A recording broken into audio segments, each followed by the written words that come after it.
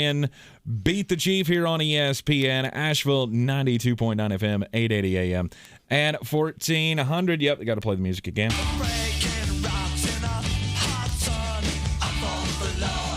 Come on. You know. Jeremy is the winner from the divisional round of the playoffs. And he's also, what does that make me? You are the overall leader right now in the rating, defending leader going into the leader Super Bowl. going. There you go. Yeah, you got me by a game overall. Wait, hang on. I thought I'm at least in second, aren't I? Or am I tied? Oh, for because I was 5-1 week one. Oh yeah, you and Jeremy are tied. Yeah. Okay. Yeah. Let's not leave that out. That seems. Yeah, don't worry. For the playoffs, you certainly put it in during the regular season. Let's not leave me out here as I'm tied for the lead in the postseason. Yeah, don't worry. For the playoffs, this is officially a 2-horse race because that horse started to turn and we had to shoot it. Oh, come on! I'm only a game behind. I'm only a game behind. All right. We got the NFC Championship game. We got the San Francisco. I'm gonna get them eventually. The San Francisco 49ers taking on the LA Rams for the third time this season. Both of the regular season matchups went to the San Francisco 49ers. In fact, they are now on a 6-game win streak against their division rival. What's going to change now? That's the big question. I mean, to me, you look at these two teams on paper, and you have to give the nod to the Rams.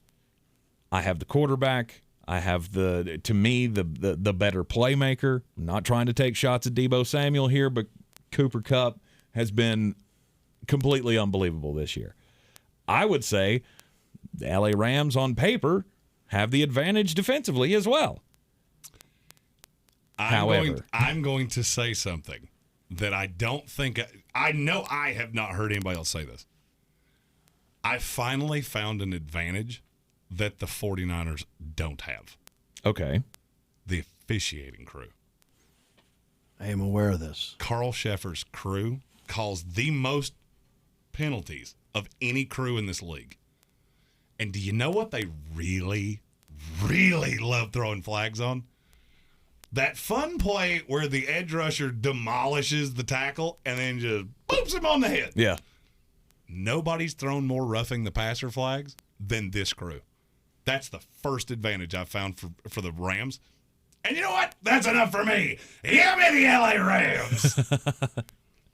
All right. Oh, you're just jumping right in with the pick. 100% I am. Okay. Everything I say here is going to be completely counterintuitive to what I just said because this is, for the second week in a row, San Francisco draws a team where they are the worst matchup humanly possible. Mm-hmm. But it's so hard to beat a team 3 times. Yep. It's so hard to beat a good team 3 times. This offense is explosive. It looks different now than it did when they played early in the season. You got to remember that first game that everybody seems to be fixating on. Odell Beckham Jr. had been there for an hour. Mm-hmm. The offense did not look the same. Robert Woods had gotten hurt, 5 days before? Mm-hmm. Everything was in flux. Von Miller as well. Von Miller wasn't there. Wasn't there he wasn't either. even there. Yeah, he wasn't even on the team. Right. So this is a different scenario.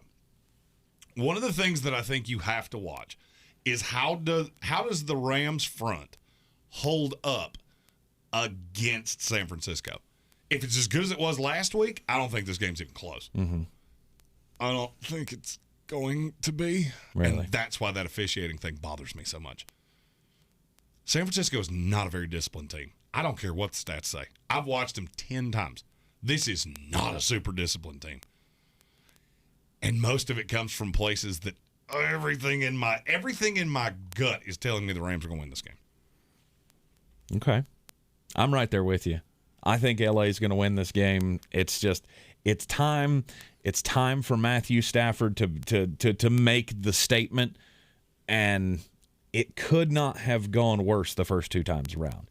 Like the first time around, he had multiple turnovers. It was just not good. They got their tails kicked, frontwards and backwards.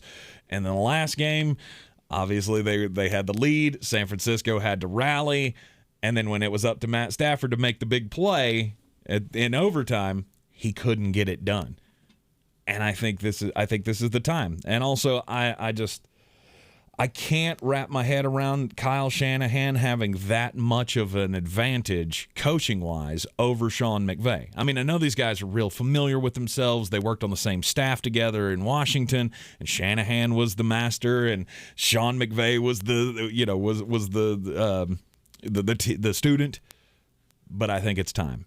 I think 6 in a row is a little too much, and Sean McVay and his team are going to get the win, and that's why I'm taking the Rams minus the 3.5. Chief? I'm with both of you guys on the Rams. Okay. I think, it wasn't that long ago where we were talking about those midseason acquisitions of Beckham and Miller not making a difference. And now suddenly, as they become more acclimated with their respective systems, they're making a difference every week. Mm-hmm. So it's not the same team. And, I mean, at some point, doesn't Garoppolo have to throw a touchdown pass? I think so. And he's not shown the ability to do that.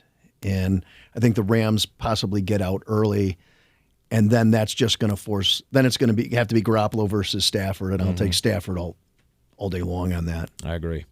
I mean, I think San Francisco is going to come out. They're going to run the ball a lot, and they're going to try to beat them on the edges. They're going to try to mitigate that pass rush somehow. I mean, there's not another team in the NFL that runs the ball on the outside like they do.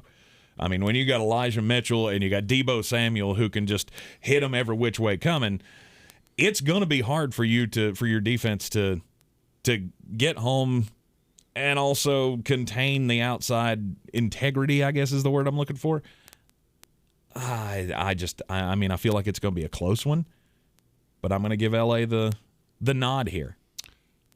Von Miller changes the way they defend San Francisco.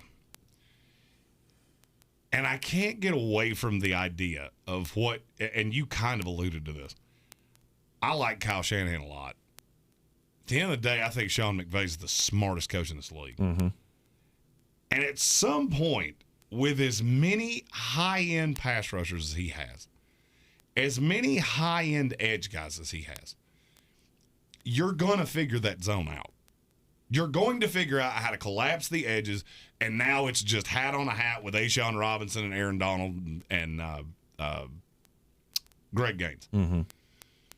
And I think this is the game where they get them. The loss in the Super Bowl has eaten at McVay for years. It's been abundantly clear listening to him talk, and I just don't see a way he's going to got a 7th time in a row. Right. I agree. The over-under in this game is 45.5. I'm going under. I'm going under the 45. I think it's going to be. I think this number is just about perfect because I could see this being a 23-22 somewhere in that neighborhood kind of a game. But I'm going to go just under the 45.5.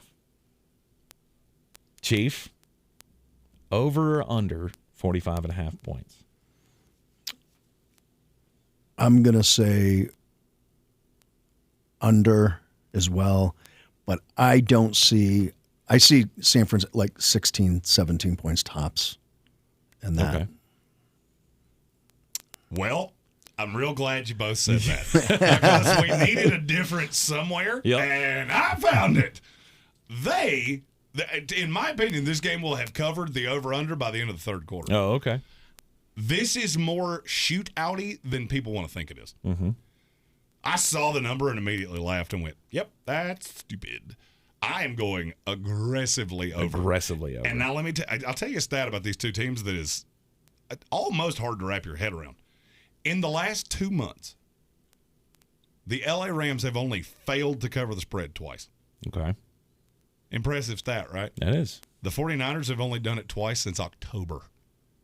Really? San Francisco covers spreads. I'm telling you, it was hard for me to not take San Francisco, and that stupid hook is what I can't stop staring at, is the 3.5. Right. I'm going to say the Rams win this by 4. Okay. And so I am going 31-28 L.A. Rams. Okay. No, 31-27. Sorry. I did the same thing Chief did. That's not covering. I was looking at somebody else's score while mine was on the other side. Right. Okay. My final score prediction will be 24-17. LA Rams. LA Rams win 24-17. 27-13. He's doing that Price is Right thing on me. I don't know how I feel about that. Closest to the nearest retail price without going over. I'll take $1, Bob. $1. $1, Bob. All right, so we only have 2 disagreements this week. I'm taking the Cincinnati Bengals plus the 7.5. You guys are on Kansas City. We're all on the over, and we're all taking the Los Angeles Rams to cover the 3.5. Which makes me feel like that is destined to go wrong. But Chief and I are on the under 45.5, and Jeremy is on the over aggressively, he says, on the over. That's my favorite thing to wager in that game. 45.5, over the 45.5. Speaking of wagers, I'd be remiss if I didn't point this out. Because the next segment's where I give you all the winners that you can take to betus.com. Use promo code SportsSoccer and make all the monies. Right. Well, if you did that yesterday, you're welcome for your house payment. It's a good day. Because I had a 4-team parlay, and 5 on it was perfect. That's 7-0, boys and girls. Nice. Nobody circles the wagons like the big mulleted man. We'll do Green on Green. Coming up next, thank you once again to Asheville Police Chief David Zach. All right, guys. Coming in to play Beat the Chief with us. Brought to you by Clarissa Marshall of eXp Realty. Go to clarissasellswbnc.com.